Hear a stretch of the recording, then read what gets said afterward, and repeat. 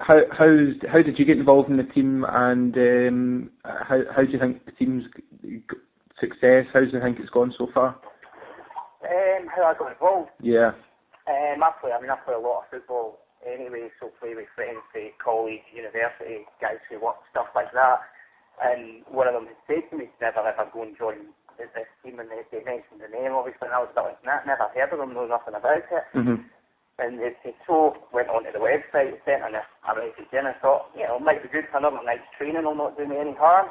And from there, really, all that's happened is my involvement's grown, and started playing for the team, training with them, and the social side of it's just brilliant as well. Good stuff.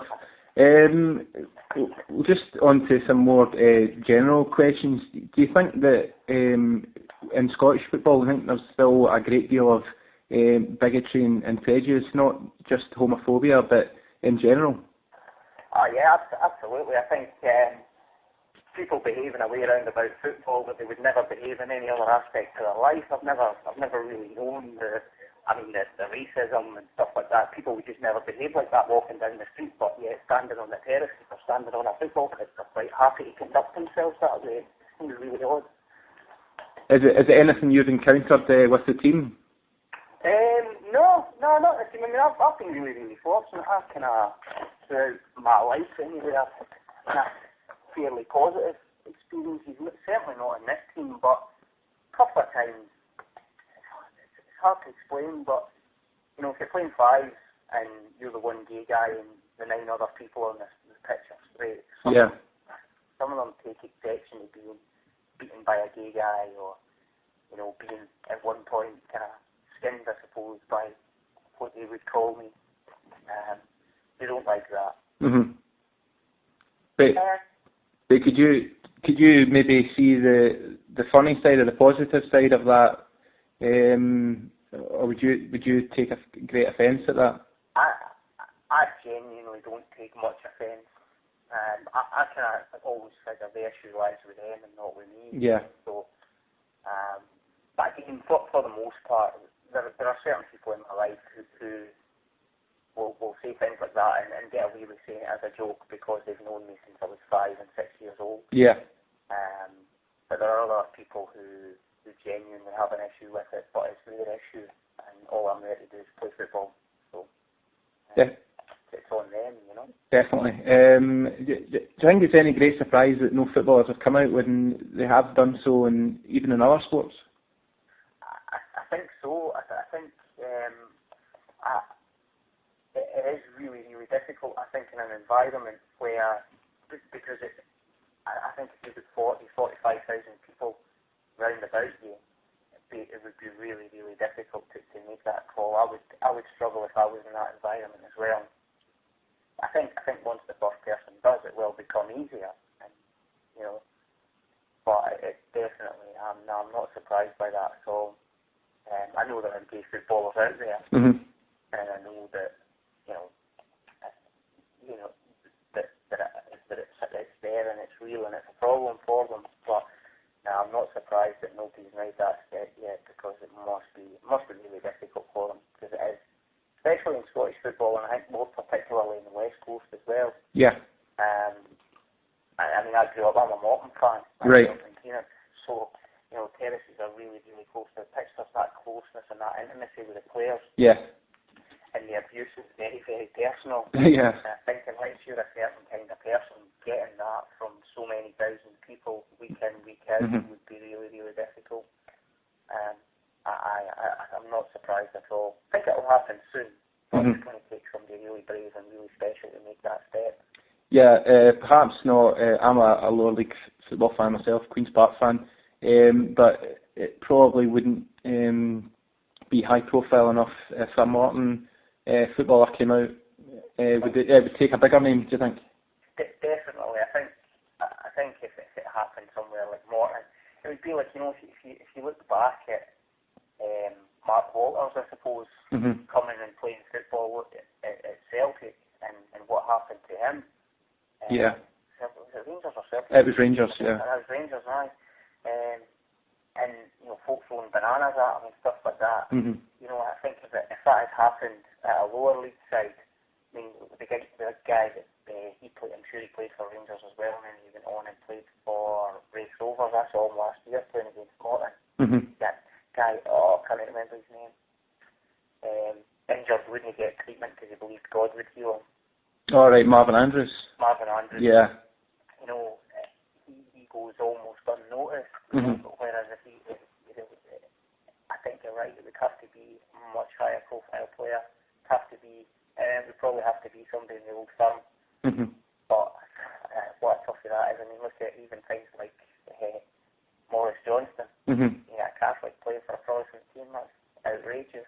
Some people's opinion, Do you think there should have been, or there should be more pressure on top players to appear in anti-homophobia initiatives?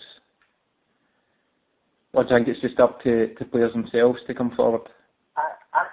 I think it has to be up to the player, because I think if you start forcing things like that, then it becomes a bigger issue than it has to be. Because where I think we want to be in society and in football is who people choose to sleep with when they go home after their work, or who they choose to go out with on a Saturday night. It's entirely up to them what they choose. As long as it's not impacting on other people. Yeah. And that's what it is. I think if you start forcing people to make statements and force people to publicly appear in things, it makes it more of an issue than it really should be, because that's not good.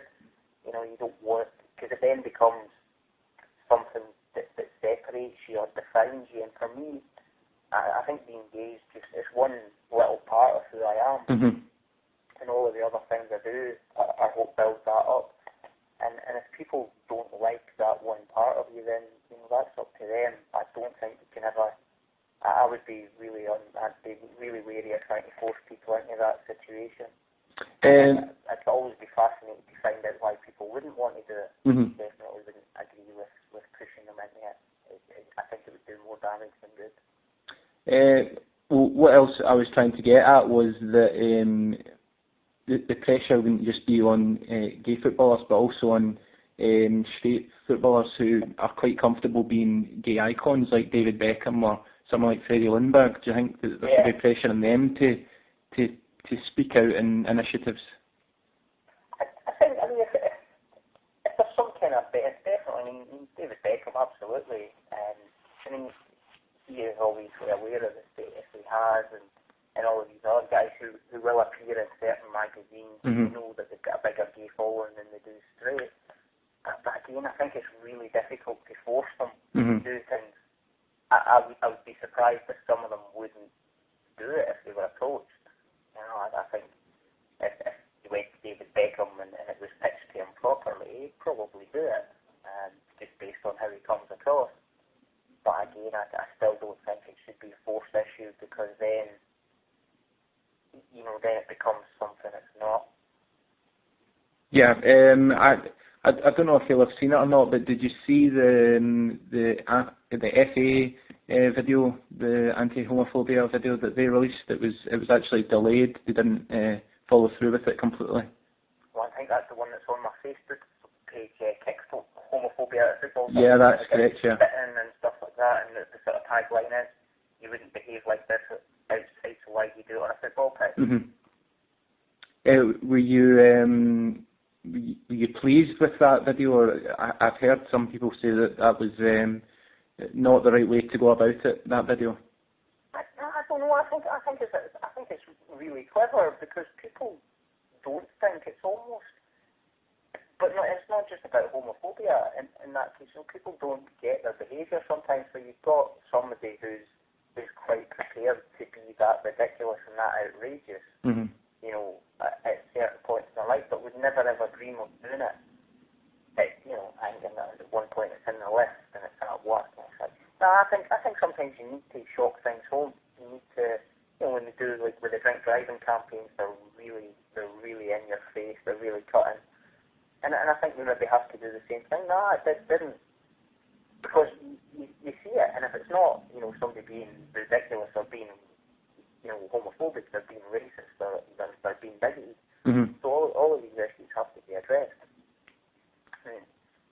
Football, if you look back to during World War II when they stopped fighting to play football, at that midnight that New Year, And if football can do that, then surely it can overcome somebody's sexuality. Yeah. Football's huge, and that should be what it's about. We had a love football tournament recently.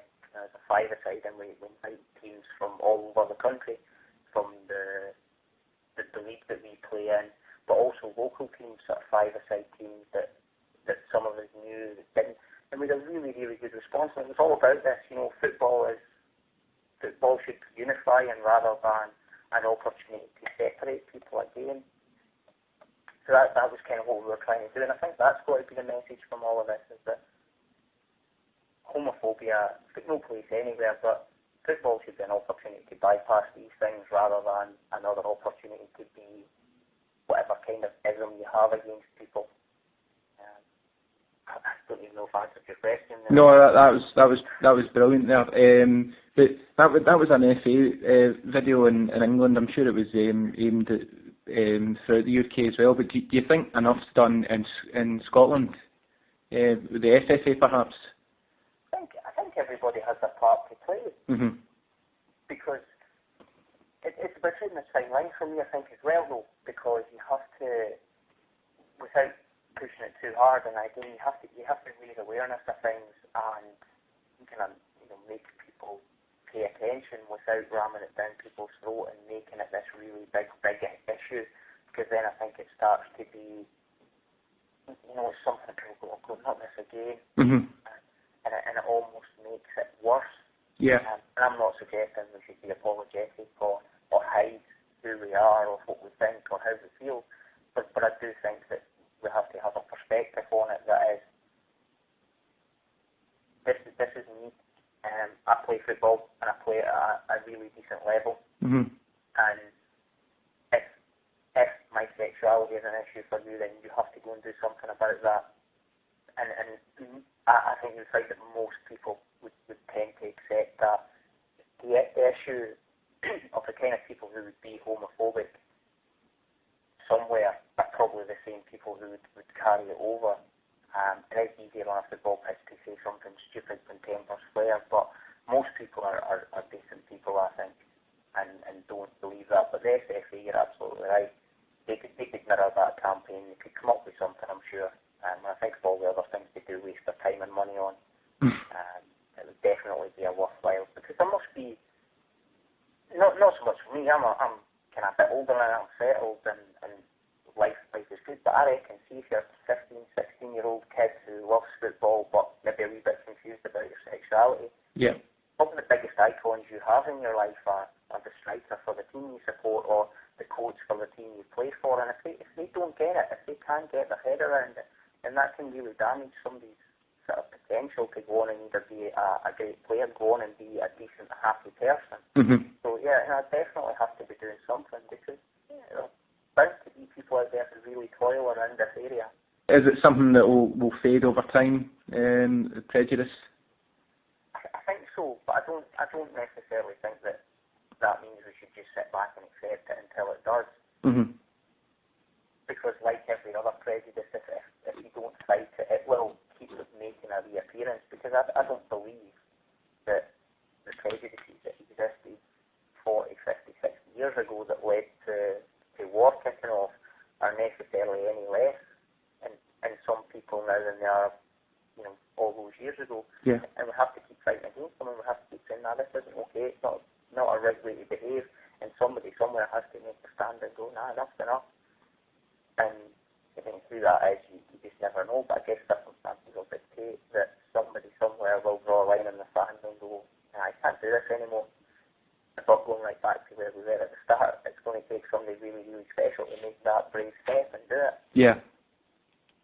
I'm not convinced that if I was a football player of that quality, that I would have the courage to do it. Yeah. I don't think I would. It's a really difficult thing to do. It's a big move.